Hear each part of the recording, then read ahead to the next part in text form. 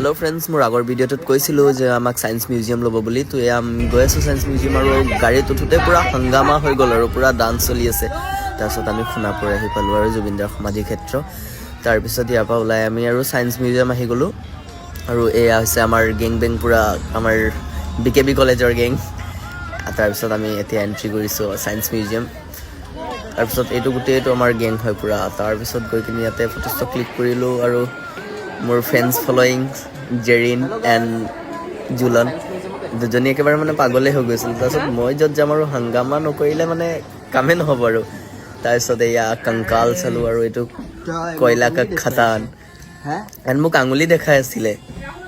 তাৰপিছত আমি কয়লা কা খাদান চালোঁ। এয়া মোৰ লগৰজনী জেৰিন। মই মাছটো ভাবিছিলোঁ মই ঘৰতে লৈ আহিম খাম বুলি, এইটো মাছটো মই বুজি নাপালোঁ, ইমান মানে এজেগাতে থিয় হৈ আছে, মানে এলেহুৱা মোৰ নিচিনা। তাৰপিছত আহিলোঁ আমি ডাইনাছৰৰ পৰা ইলাকাত।